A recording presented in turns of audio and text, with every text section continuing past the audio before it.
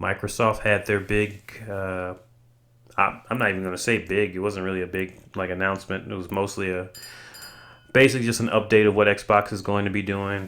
And lo and behold, all the rumors that were spread across the internet these last couple of weeks have been complete lies and falsehoods. Starfield was supposed to be coming to PS5. Indiana Jones is supposed to be coming to PS5. Halo, Gears of War, all of the Xbox titles are going to be third party, and Xbox is just not going to exist anymore. They're going to stop making consoles. They're not even going to be in the console space anymore. Oh my God. Even I bought into the rumors that Xbox was going to go full third party. And the heads at Xbox pretty much debunked all of that. So Phil Spencer, Sarah Bond, and Matt Booty basically confirmed their plans going forward with Xbox.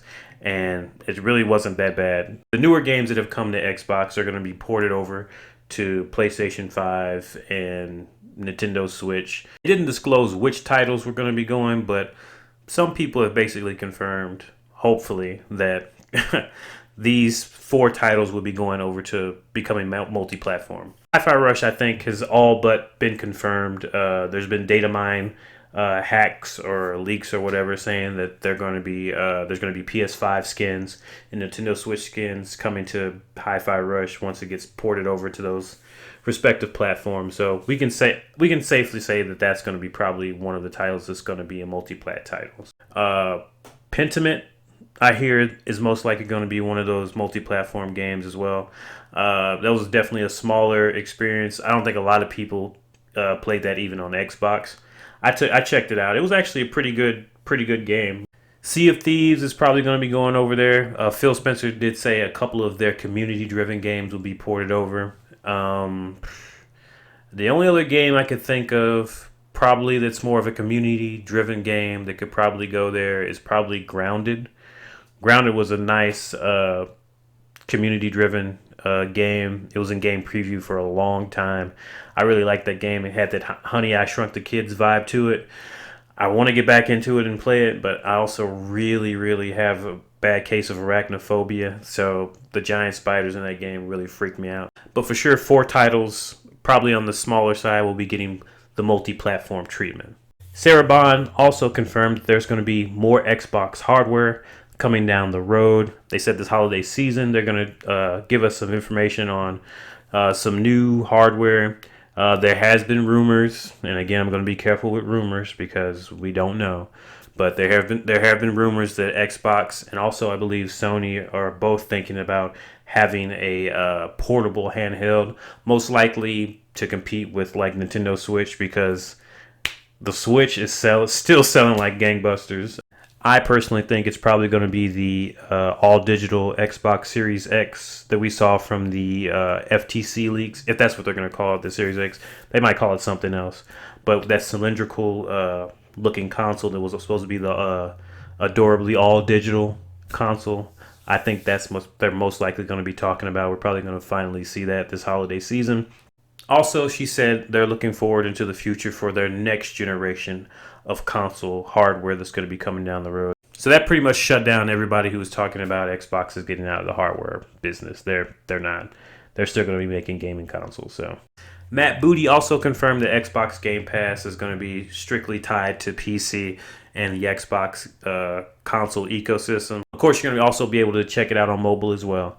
But it's not going to be coming to PlayStation 5 or Nintendo Switch anytime soon. So, these rumors have really, really shown everyone's true colors in these past days.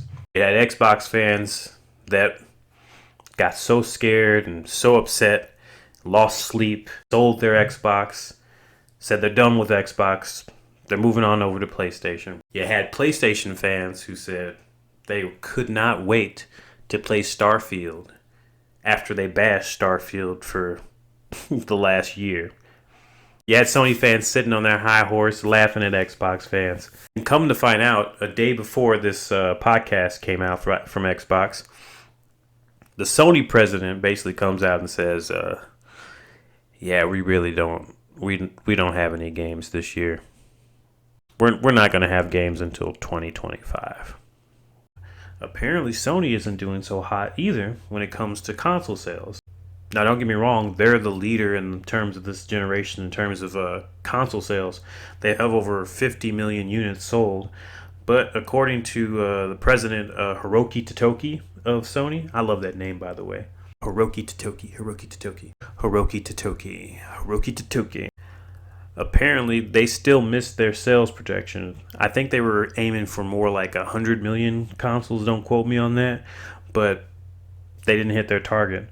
And basically, he attributes them missing those sales numbers to the fact of how the console market has been operating for decades now.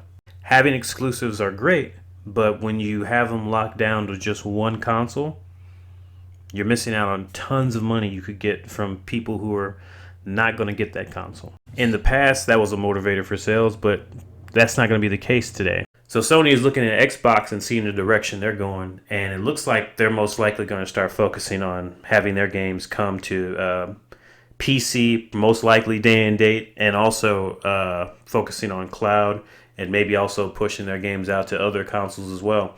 If gaming is going to survive, if these game companies are going to survive, they're going to have to expand and adapt. And that means meeting gamers where they're at, be it mobile, be it PC, or be it on the competition's console. I honestly believe we're seeing the last days of the console wars.